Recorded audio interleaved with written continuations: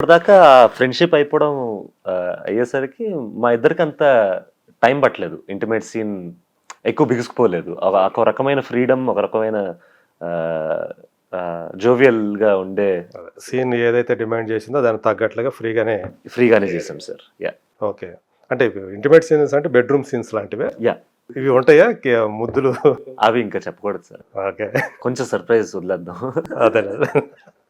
So, అమ్మ మీకు ఎలా అంటే నాకు తెలిసినంత వరకి కామన్ ఫ్రెండ్స్ ద్వారానో లేకపోతే ఈ సినిమా పీపుల్‌లో తను మీ ఇద్దరికి గూడా మీకు, మీ చెల్లెలికి ఒక పెద్ద పిల్లర్, సపోర్ట్ పిల్లరు. అబ్సల్యూట్‌లీ. అంటే మీరు చిన్నప్పటి నుంచి తనతోనే ఇదవ్వటం, అమ్మమ్మ, తాతయ్యల దగ్గరే అవును గదా సార్. మీరు. అవును సార్. సో, అప్పుడు కొంచెం అంటే ఇలా సింగిల్ పేరెంట్‌గా అమ్మ ఉండటం వల్ల మీరేమన్నా దాని ఇబ్బందులేమన్నా పడ్డారా అప్పుడు? అస్సలు సార్. ఏం లోటు లేకుండానే అమ్మ మా అమ్మ ఎలా చేసిందో నాకు ఇప్పటికీ తెలీదు సార్. ఎందుకంటే నాకు మెచ్యూరిటీ వచ్చిన తర్వాత అర్థమైన విషయాలేంటంటే ఈ ఇండస్ట్రీ ఎంత కాంపిటీటివ్. ఎస్పెషల్లీ ఫీమేల్స్‌కి ఎంత కాంపిటీటివ్. ఫీమేల్స్‌కి ఎంత ప్రెషరైజింగ్‌గా ఉంటుంది ఈ field. And being a single mother, raising 2 kids and ఫ్యామిలీని చూసుకోవడం. మా అమ్మమ్మ, తాతయ్యని కూడా చూసుకోవడం. మేమందరం కలిసే ఉంటాం ఇంట్లో. అంటే కంప్లీట్‌గా నాన్నని మీరు వదిలిపెట్టేసారా? లేకపోతే కలుస్తుంటారా? వదిలిపెట్టడం కాదు, అప్పుడప్పుడు కలుస్తూ ఉంటాం. ఓకే. ఎంత ఫ్రెండ్లీగా హ్యాండిల్ చేస్తే ఈ విషయాలు సెన్సిటివ్ టాపిక్ అది సార్. ఇంకా అవును. సో అంటే బయట మామూలుగా ఎక్కడన్నా ఎప్పుడైనా యాక్సిడెంట్‌గా కలవటం ప్లాన్ చేసుకుని ఏం చేయము. కానీ ఒకవేళ అనుకోకుండా కలిసినా కూడా మేమందరం బానే ఉంటాం అందరితో. ఓకే. అంటే నాన్న గూడా, కిరణ్ గారు గూడా మీతో ఫ్రెండ్లీగానే ఉంటారా? ఫ్రెండ్లీగానే ఉంటారు. ఎవరైనా ఓకే. ఇప్పుడు ఎందుకు సార్ ఈ గ్రడ్జ్‌లు ఉంచుకోవడం, లేకపోతే అది ఎవరికీ బెనిఫిషియల్ కాదు. ఇగ్నోర్ చేయడం ఎవరికీ బెనిఫిషియల్ కాదు. మూవ్ ఆన్ అవుతూనే ఉండాలి ఇంకా. అవును. అవి మైండ్‌లో ఉంటాయి ఆఫ్‌కోర్స్. నా మైండ్‌లో ఉంటాయి. నా చెల్లి మైండ్‌లో ఉంటుంది. కానీ వాస్తవాన్ని అంగీకరించాలి గదా! అంగీకరించాలి. ఎందుకంటే ఇంకో బ్రిలియంట్ థింగ్ మా మదర్ ఎలా చేశారో తెలీదు గానీ, మాకెప్పుడూ ఆ ఫీలింగ్ కలగలేదు సార్. అంటే ఒక పర్సన్ మిస్ అవుతున్నారు ఫ్యామిలీ నుంచి. లేపోతే ఒక రకమైన సపోర్ట్ సిస్టమ్ లేదా మాకు అనే ఫీలింగ్ ఎప్పుడు కలగలేదు మాకు. ఓకే. అలాంటి హార్డ్ వర్క్ చేస్తూ అంతే హార్డ్ వర్క్ ఫ్యామిలీ మీద పెట్టారు మమ్మీ. ఓకే. మీకోసం ఆ టైం కేటాయించేవాళ్ళు. అస్సలెప్పుడు అనిపియలేదు. అంటే మమ్మీ మాతో ఉండట్లేదా? మమ్మీ అసలు వదిలేసి తిరుగుతుందా? చాలా షోస్ చేశారు. అవును. అయినా గాని ఆ ఫీల్ ఫారెన్‌కెళ్ళేవాళ్ళు గదా! యూఎస్‌కెళ్ళేవాళ్ళు. ఈ కాన్సర్ట్స్. నాటా, తానా అన్నీ అసలు చేస్తూనే ఉన్నా గూడా అప్పుడు ఇక్కడ ఎవరు మిమ్మల్ని అమ్మమ్మ, అమ్మమ్మ, తాతయ్య చాలా బాగా చూసుకునేవాళ్ళు. హ్మ్. ఇప్పుడు కూడా చూసుకుంటారు. ఓకే. అండ్ ఎప్పుడు ఆ ఫీలింగ్ కలగలేదు. సో, దానికి I'm always grateful. I'm blessed to be a son. అదే. అండ్ అంతే సపోర్ట్ నేను ఇద్దాం అనుకుంటున్నా ఇప్పటి నుంచి. అవును. నా పని నేను చేస్తూ, నా క్రాఫ్ట్ పెంచుకుంటూ. సో, అమ్మని సంతోషపెట్టాలనే మీరు అమ్మ ఏదైతే నా ఫస్ట్ గోల్ అది సార్. ఫస్ట్ గోల్ అదే. అమ్మని సంతోషపెట్టడం. అమ్మకి ఒక రకమైన కాన్ఫిడెన్స్ ఇవ్వడం. నేను మంచి నటుడినని. అండ్ అందరితో ఇంకోటి అమ్మ ఇప్పటిదాకా ఇండస్ట్రీలో ఉన్న ఇంకో కారణం కూడా ఆవిడ మిగతా వాళ్ళతో ఎలా ఉంటారని. అవును. ఒక రకమైన రెస్పెక్ట్ ఎలా ఇస్తుందో అమ్మ అందరికీ, అంతే రెస్పెక్ట్ నాకు కూడా ఇద్దామని అందరికీ. అండ్ అందరితో బాగుండాలి, అందరితో సరదాగా అంటే ఉండాలి. తను ఏదైతే తీసుకుందో జీవితంలో రామకృష్ణ గారితోటి కలిసి జీవించాలని, దానికోసం కూడా చాలా స్ట్రగుల్ అయ్యారు కదా! వద్దా అది అంటే మీ గురించి మీరంటే చిన్నపిల్లలు కాదు ఇప్పుడు. అవును. ఇద్దరు కూడా ఒక మెచ్యూరిటీ వచ్చిన వాళ్ళే. సో, అర్థం చేసుకోగల ఇది ఉంది. సో, ఫస్ట్ మీ సైడ్ నుంచి గ్రీన్ సిగ్నల్ వచ్చిన తర్వాతే తను కూడా ఒప్పుకున్నారని చెప్పి. పాపం చాలా భయపడింది సార్ అమ్మ. నేను సొసైటీ ఎలా చూస్తుంది? సొసైటీలో అంటే సొసైటీ కంటే అమ్మకి ఇంపార్టెంట్ ఏంటంటే నేను శ్రేయ, నా చెల్లెలు శ్రేయ ఎలా మీరు ఎలా తీసుకుంటారనేది ఫస్ట్ అమ్మకు వచ్చే ఆలోచన కదా! ఆలోచన అది. ఫస్ట్ భయపడతారు కదా సార్. భయపడతారు. అవును. ఎందుకంటే ఇవన్నీ చాలా సెన్సిటివ్ టాపిక్స్. అండ్ కరెక్ట్ కదా! పిల్లలకి ఎక్కువ అంటే రాకూడని టాపిక్స్. అంటే ఎలా ప్రతి ఫ్యామిలీలో అవ్వదు ఇది. అవదు. మనం ఒక సినిమా 'స్వాతి' అనే సినిమా చూసినప్పుడు అవును. అమ్మకి కూతురు మళ్ళీ పెళ్లి చేయటం అనేది చూసినప్పుడు అది ఎంత రెవల్యూషన్ అది ఆ టైంలో. అండ్ ఎప్పుడు అనుకోము సార్ ఇది. కానీ దాన్ని యాక్సెప్ట్ చేశారు జనం. ఓ నిజమే కదా! సో, అమ్మ కోసం బికాస్ దే డిజర్వ్ దట్. అవును. ఆ రకమైన హ్యాపీనెస్ దే డిజర్వ్. అవును. ఆ రకమైన సపోర్ట్ సిస్టమ్ కావాలి. అది ఒక జస్ట్ స్త్రీకి. ఫైనాన్షియల్ అని కాదు సార్. మనతో ఒక పార్ట్నర్ ఉన్నాడు. సంతోషంలో ఉన్నప్పుడు ఒక పార్ట్నర్ ఉండాలి, బాధలో తోడు. ఉన్నప్పుడు ఒక తోడు. At the end of the day ఒక తోడు. నాకు మా చెల్లికి ఆ సింపుల్ రీజన్ చాలు. ఆ తోడు కావాలి. అవును. సో మీకంటే మీరు రేపు పెళ్ళైన తర్వాత మీకు ఒక ఫ్యామిలీ వస్తుంది, మీ చెల్లికి ఇంకో ఫ్యామిలీ వస్తుంది. మరి అమ్మకి తోడు ఇప్పుడు అలా అని కాదు అంటే మేము పెళ్లి అయిపోయిన తర్వాత అమ్మను వదిలేసి మామూలుగా చెప్పు. కానీ ఎవరికైనా ఏ మనిషికైనా ఆ తోడు అనేది ముఖ్యం. అవును, ఎల్లవేళల్లో ఉండవు కదా. సో నన్ను మా చెల్లెని పెద్ద కన్విన్స్ చేయాల్సిన అవసరం లేదు అక్కడ. మాకు ఓన్లీ థింగ్ ఏంటంటే అంటే మిమ్మల్ని కన్విన్స్ చేసింది అమ్మ రామకృష్ణ గారా? ఎవరు కన్విన్స్ చేయలేదు సార్ యాక్చువల్లీ మమ్మల్ని. ఎందుకంటే నాకు చెల్లికి ఫైనల్లీ కావాల్సింది ఏంటంటే ఆవిడ ఆనందంగా ఉండడం. ఎందుకంటే నేను చెల్లి చాలా చూసాం ఆవిడ ఎలాంటి జర్నీలో వెళ్ళింది, ఎలాంటి దీనిపైన ఇండస్ట్రీలో ఎంత స్ట్రగుల్ చూసింది అనేది. So at the end of the day if she's choosing a person, నేను ఒకటే అడిగా ఎంత కాన్ఫిడెంట్గా ఉన్నాం ఈ పర్సన్ మీద అని. She was very confident on that person. మేము కలుసుకున్నాం అండ్ నాకు చాలా నచ్చారు.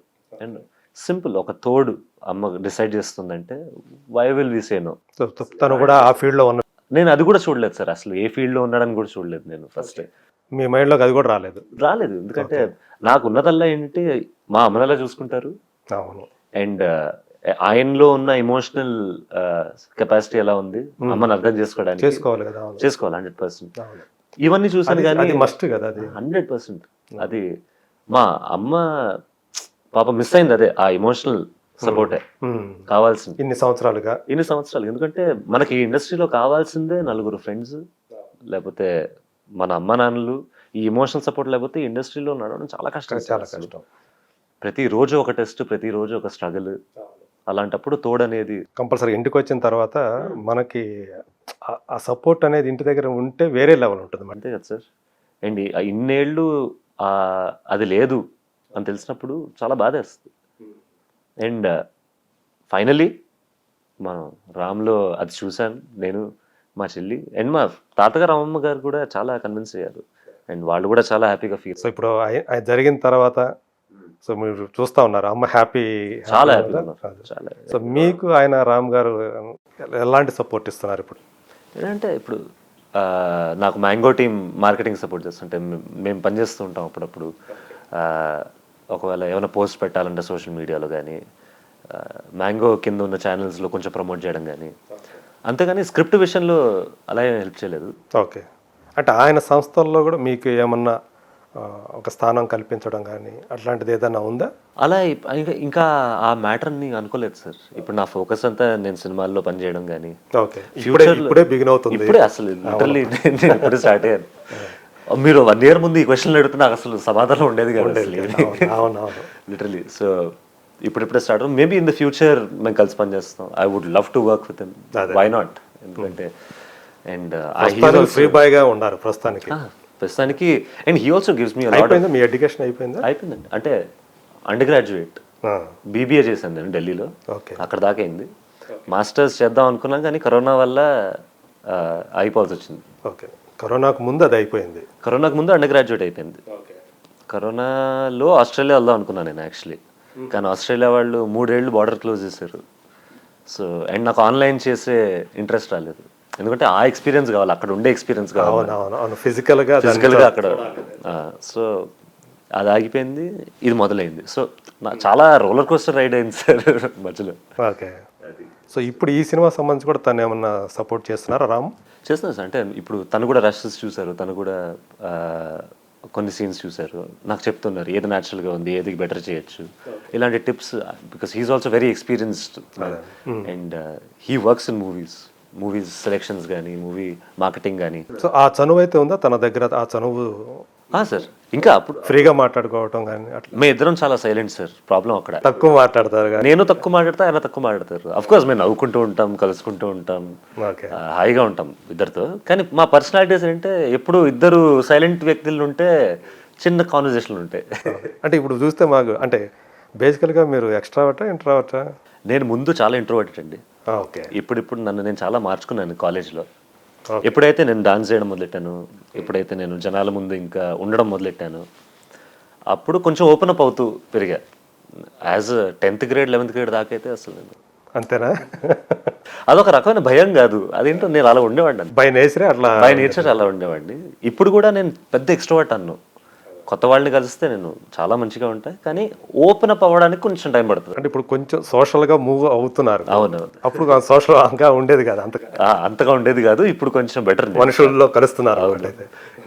ఇప్పుడు అందుకే సడన్ గా ఇన్ని కెమెరాలు సడన్ గా కనిపించేసరికి సో ఓవర్వెల్. ఇప్పుడు నిజంగానే అన్ని రకాలుగా టెస్ట్ ఉంటుంది మీకు.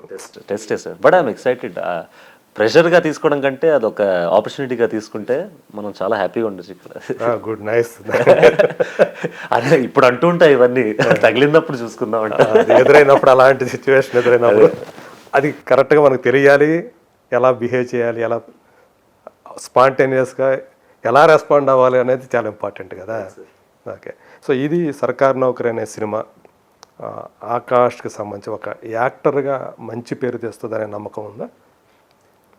ఆకాష్ హీరోగా కంటిన్యూ అవ్వాలనుకుంటున్నాడా, లేకపోతే యాక్టర్గా కంటిన్యూ అవ్వాలనుకుంటున్నాడా? సార్, హీరో అనేది మనం చేసుకోలేము సార్. అది ఆడియన్స్ ఇప్పుడు అయితే మనం అప్రిషియేట్ చేసి మన వర్క్ మీద నిజంగా నమ్మకం పుట్టి వాళ్ళకి అలా అయినప్పుడే మనం హీరోగా చేసినప్పుడు అప్పుడు మనకి హీరో అనే బిరుదు కానీ స్టార్ అనే బిరుదు కానీ అప్పుడు ఇవ్వచ్చు.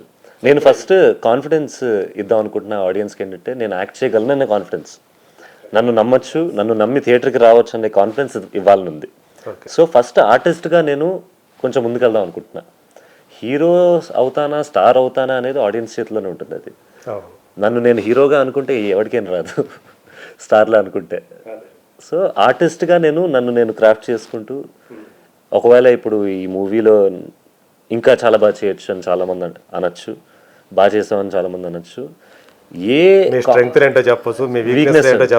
వీక్నెస్ చెప్తే దాన్ని కరెక్ట్ ఎలా చేయాలో నేర్చుకోవాలి, స్ట్రెంత్ చెప్తే దాన్ని ఎలా మెయింటైన్ చేయాలో నేర్చుకోవాలి. సో నేర్చుకోవడం అనేది ఆగదు అది. అవును, అంటే నేను బయటకు చెప్పక్కర్లేదు. మీరు ఇప్పుడు చూసుకున్నప్పుడు మిమ్మల్ని మీరు క్యారెక్టర్లో ఏదైతే డైరెక్టర్ మిమ్మల్ని ఊహించుకున్నాడు కదా, ఆ క్యారెక్టర్ ఎలా రావాలనేది అది మీరు చూసుకున్నప్పుడు ఆయన ఏదైతే చెప్పాడో అలాగే చేశాను అన్న నమ్మకం కలిగిందే? ఎక్కడన్నా కొంచెం ఇక్కడ ఇంకా బెటర్గా చేసి ఉండాల్సింది అని కొన్ని చోట్ల అనిపించింది సార్. వెరీ ఫ్రాంక్గా చెప్తాను నేను.